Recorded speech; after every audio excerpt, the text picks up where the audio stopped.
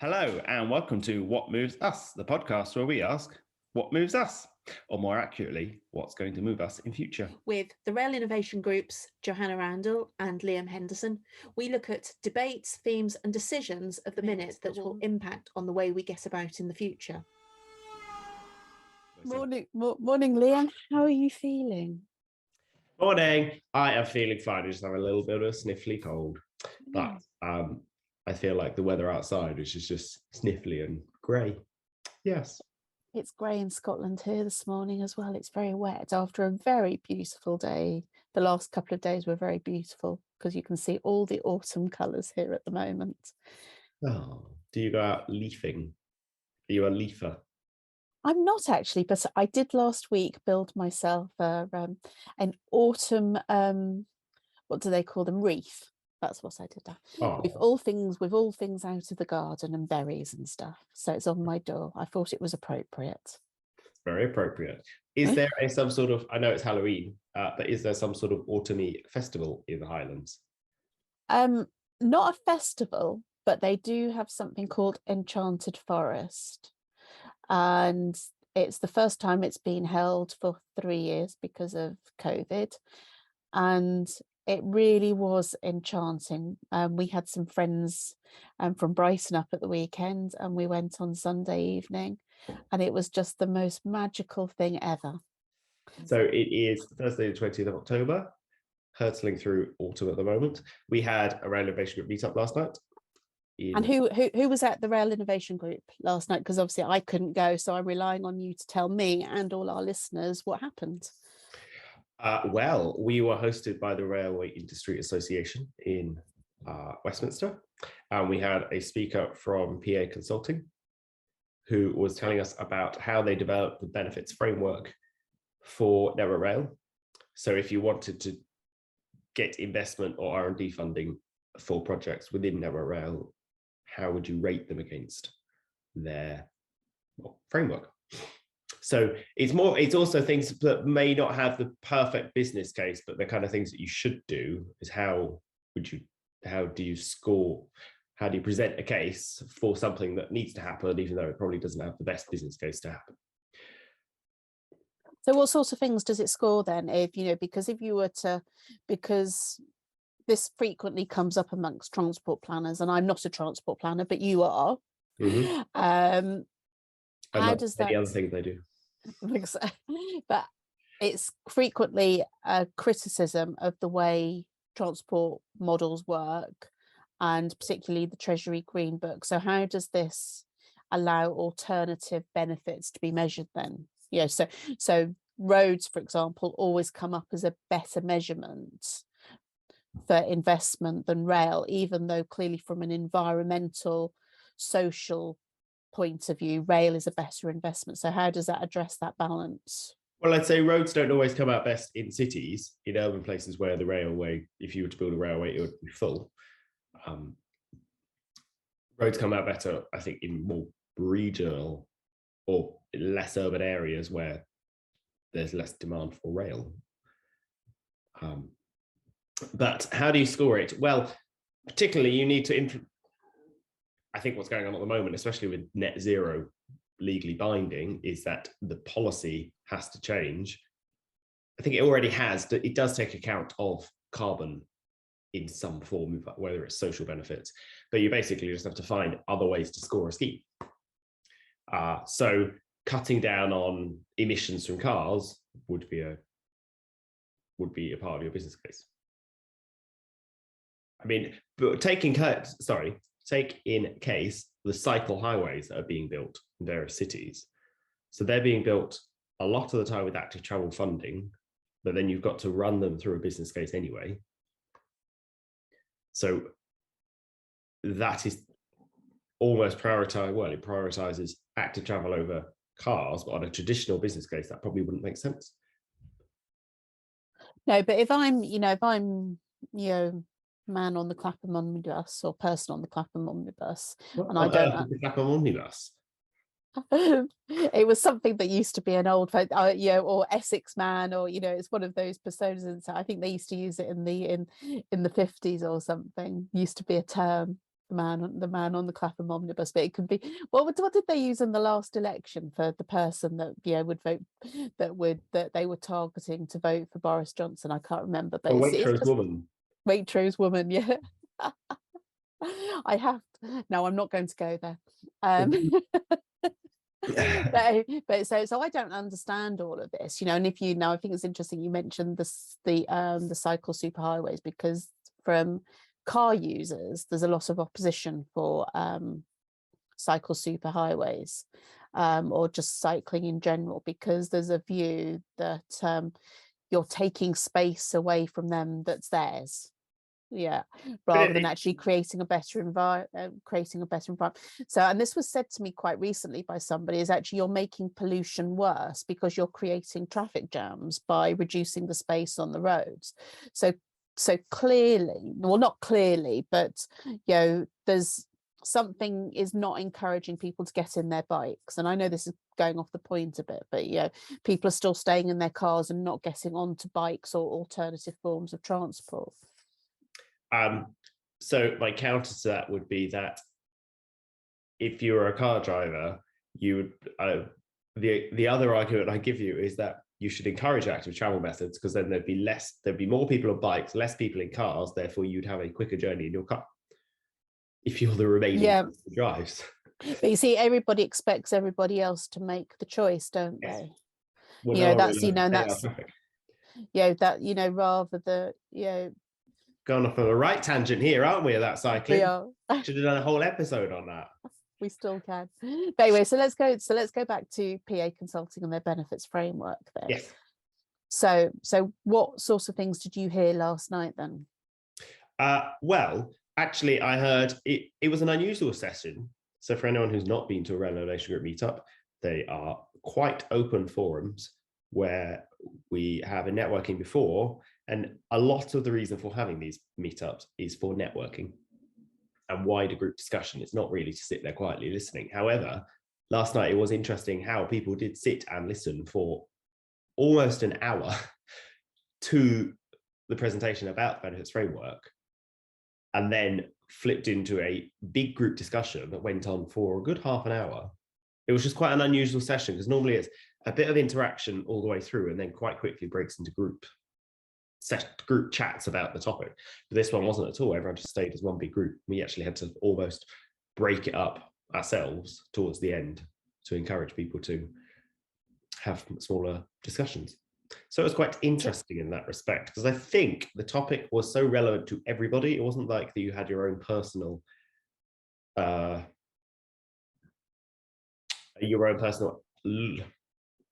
application of it. It was so relevant for everybody. And I think the other difference was that because it was more a conceptual thing, people were listening, and certainly I was doing the same, listening, working out how it was relevant to what I was doing, to then formulate what queries I'd have about it. I needed to spend time applying it to sort of what projects I might do before I could then work out, okay, so if it does that, then what do okay, I need to ask this question. So now, having said that, I'm going to now use this as a giant segue into other things. That is the current state. Who knows how long the current state will go on? I was going to say, where do we want to go next? Do we want to talk about our members, or do we want to talk about the politics? It's all relevant, isn't it, really? It's all relevant. Yeah, I guess it is. Dead. So, well, I think it was interesting. I'm going to stop using the word interesting, because it's never interesting what I say. I re-listened to our podcast last night that we did in May 2021 when the white paper initially came out. Right. Because I couldn't remember whether I actually said I'd be surprised if it ever happened, given how many other strategies and rail reviews had happened before that had never happened. I think I had, because at the time I was also writing an essay for the masters that I'm working on at the moment, and I was specifically looking at strategy, so I was quite interested in it as a topic as part of my master's study. And I didn't actually say that, but I did we did have a discussion about the challenge and the approach that was being taken. And I don't, and it will be, I'm trying to think of the word, to see where it does go, given, what's happening with this government and etc., because we set out how challenging it was, because it was huge. And we focused a lot on, although we focused on individual elements, we did talk about it being interesting that they were focusing on getting the strategy right first and the organizational structure, and that was very much following a particular type of strategic viewpoint, that you have to have the great white man. And this is another persona that has been created within strategic management circles, who leads on the piece, which obviously we have at the moment. Right. I can see you've got your hand up. No, I don't. No, don't you? I thought I could see you putting your hand up. So we heard, and I guess that's to a certain extent why GBR is unraveling a bit at the moment, because it hasn't really moved forward much in 18 months. And I think, the segue to the politics is that, because obviously we were speculating in Berlin that GBR was dead because of a change in rail minister, and that the new rail minister, or the new Secretary of State, I should correct myself, wouldn't want to be associated with a previous Secretary of State's piece of work. But also, I think, as the problem with the current situation with government is that, and I think we have known this for a long time, that effectively we have had no functioning government for a year, because it was pointed out, I think I was watching Newsnight last night, where they were saying it's been a year since the Owen Paterson vote. And that was when things started getting dysfunctional. Of course, and when we were saying about GBR, it wasn't because we necessarily thought that GBR was going to fall away. It was because the reality of the situation is we have a backlog of legislation. Yes. And so it's the capacity of government to deal with them. When you've had a government that has effectively passed no legislation for 2 years,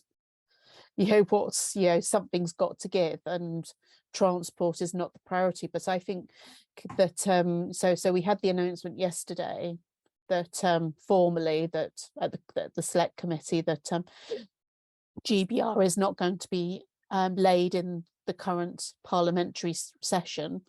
If I was betting, I'd say we probably won't see it in any of the current parliament, because it's something that can be parked and probably dealt with civil servants. But in the meantime, nothing will happen in rail because of that. It'll just be more of the same. And I say more of the same, I think we're all seeing a decline in sort of services in some sort of way, because nobody's in control of it.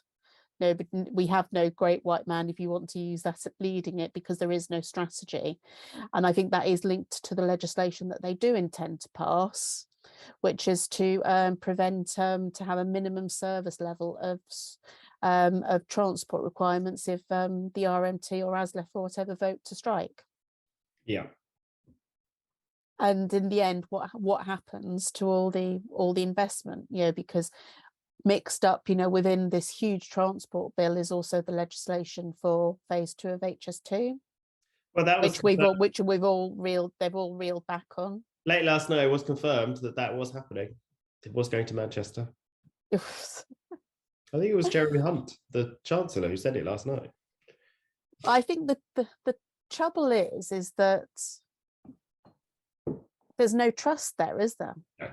I mean, you can. Yeah, and you even had, the Transport Secretary of State was on the Today programme,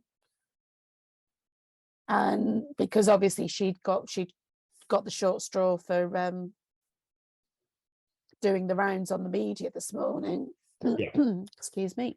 And she other than the rail strike bill, whatever you want to call it, nothing, it was all about the Westminster psychodrama, fracking, which was a manifesto commitment that they weren't going to do. Yes. Yeah, I mean, like, this is the thing. I mean, they're just, there's no trust there of what they're going to do, even if they can limp their way to December 2024, even with their sizable majority.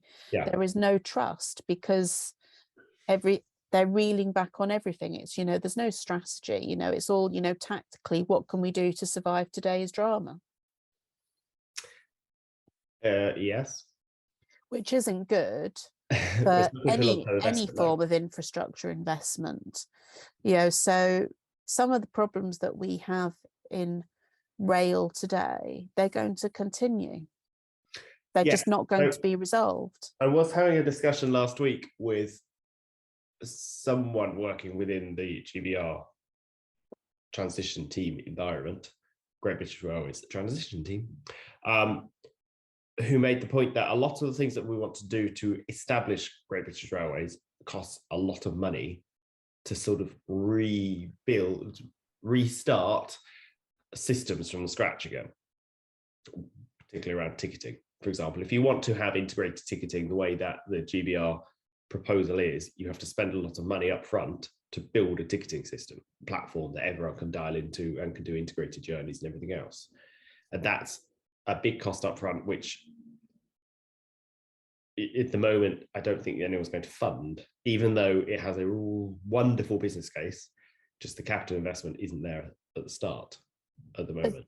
But this is a case in point, though. For every day that something like that is delayed, the more it is going to cost, because we have been talking about integrated ticketing since George Muir was at ATOC. Since the launch of Oyster, and we're going back 20 years, and everybody, even way back then, I was going, well, it's the commercial systems, and commercial companies. Yeah, so that needs to be and all you need to do is build the back of house and tell everybody they need to talk to it and they need to comply with the standards. It's no real difference to what happens today. It's just done in a different way. Okay. Well, maybe you should advise them on that. I hear you're writing a ticketing paper for us. It should be on that. Now you've committed yourself. I will do it. Honestly, I promise. I promise everybody I will do it. It plays on my mind a lot. Good. I hope you have sleepless nights. Get it done. The other thing that someone pointed out to me last night, we had visitors from far and wide to our event last night. Someone came on the sleeper train from Plymouth just to come to the event. I was talking to someone who come down from Manchester, and their point was that one of the other implications of delaying Great British Rail is that competition to find the headquarters that was going to be outside of London in somewhere in the north, that's now been postponed. So having a centre of excellence for rail somewhere else is now not happening. So Network Rail will stay in Milton Keynes. The offices will stay in London.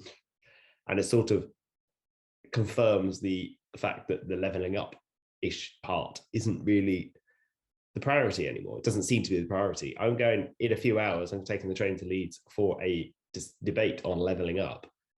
But it doesn't seem that I think that was a Boris Johnson thing.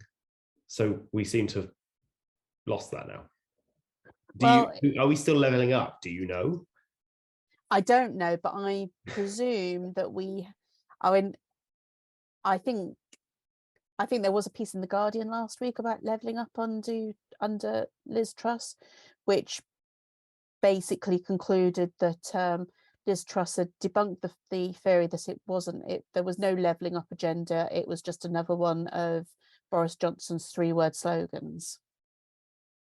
Because other than there was a few competitions for councils to apply, or local authorities to apply for money, for funds to do some levelling up schemes. Yeah, there hasn't really been anything out of that. I think it's wider than just about a transport headquarters outside of London, though, because no, but you'd imagine like the consultancies would move there. I think in terms of a centre of excellence, a little bit because of High Speed 2, but also because of the great work that's done at the University of Birmingham, you do have some engineering stuff happening there. Yeah, and that's taken years to do. So I think that's really, I think that's really positive in terms of what's happening that. But I, you know, I never really bought into this GBR headquarters rubbish, you know, and sort of like leveling up and that, because it was a PR campaign, and you know, to make people think as though government was doing something to do with GBR that wasn't sort of like happening in the ivory tower of Waterloo where the task force is based, you know. And I mean, and I, you know, I didn't say anything on, you know, on LinkedIn or other social medias and that, but I was just it always used to really annoy me the way people bought into that, and you know, and the amount of people that were going on there saying vote for me, and that, you know, it was just, you know, it was just like, you know, X Factor or something. Did you know, vote? and where no, Right. I did not participate in any way. Right. Because I'm a grumpy old woman. Right. And these things make me very angry, and the reason why they make me angry, and this is, yeah, and this is sort of the, you know, the whole, you know, wider government thing, is just all the money that is being wasted, you know. That's all, you know, and this is just the tip of the iceberg of money that is being wasted, you know, before you even get onto things that are wasted over, you know, contracts for, you know, their friends and stuff like that. And yeah, and money that has been committed by various advisors on GBR, money to run competitions of where where headquarters will be. I mean, like this stuff, I mean, like, once you know, it's all small amounts, but once you add it all up, it is going into millions and billions, and nothing has been delivered. There is no, and I think that's the one thing I did say in the podcast, was that we're going to wait years to deliver anything that will deliver passenger benefit. And if anything, it is worse now than it was at 2018 when they launched the review. Right. And where's the innovation? Where's the innovation in all of this? I mean, one could argue that LNER have innovated. So how do they do it? But has anybody else? Yes, small aspects. However, the uncertainty of funding and contracts and commercials means that many companies are unable to do anything other than a pilot study, because they can't commit to anything long term. Yeah, and then add on to that, I mean, everyone's all over the news saying that government is causing uncertainty. I mean, and I think uncertainty is, you know, is actually too weak a word to use. I mean, I reckon most people have got high levels of stress and anxiety because they have no idea what's going on from day to day. So how can you invest in a climate like that? Well, it's been the same. Because you're worried about your own personal situation, let alone a business. And if you're a startup. Yes, that is yes, so we were discussing just before we started recording that two of our members, the Rail Innovation Group members, have decided that rail isn't for them after pursuing opportunities and helping innovation in rail for a number of years, that the uncertainty and difficulty of trying to get a project done in rail has just meant that they're, as a small company, they have to prioritize the industries they're working in, and the rail is not for them anymore, which is a shame, and it's a loss to rail. It will be a benefit to whichever industry they go into. But I am noticing more and more people just sort of, it's not giving up. They're just going, oh, it's just not worth it. So which is what we have been speaking for years, to try and get technology companies to look at rail rather than other probably more high profile industries, because there are opportunities in rail. But if these companies have now come in, spent a few years trying, and give up effectively, then it's an indictment on the whole industry that it failed to.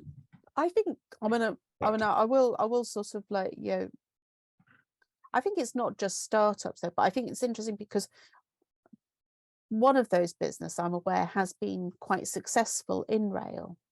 Yeah. In getting contracts and that. So what's changed for them, you know? I'd say that no one is allowed to make a decision for the last year, as you say. No one's been allowed to make a decision.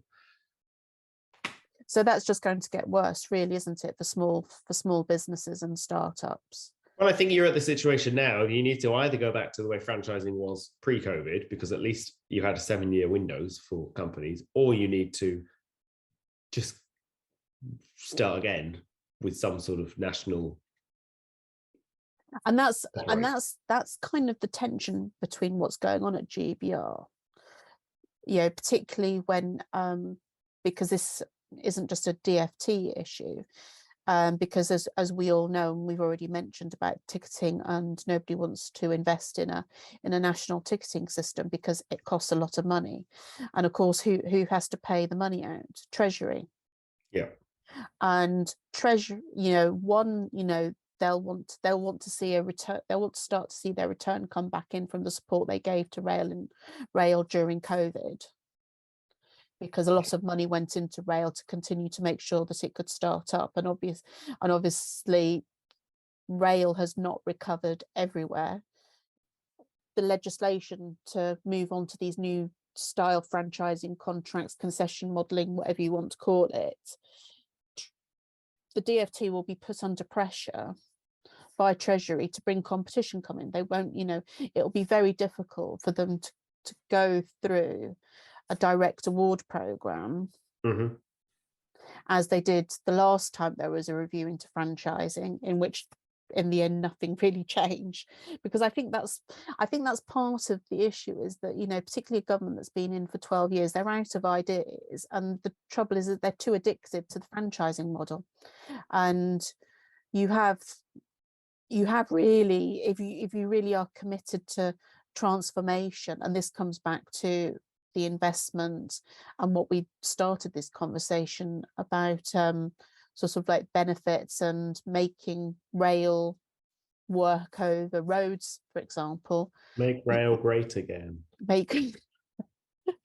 Is that you have got to kind of not start again, but you've got to start from a point where rail is 100 meters up the road, or up the railway track, so to speak, and so that you're giving people the carrots that they need, and that to invest in rail and to come into rail rather than the other way, but without strategy, without certainty, without trust, knowing that this is the plan and this is where we're going, you're just not going to get that.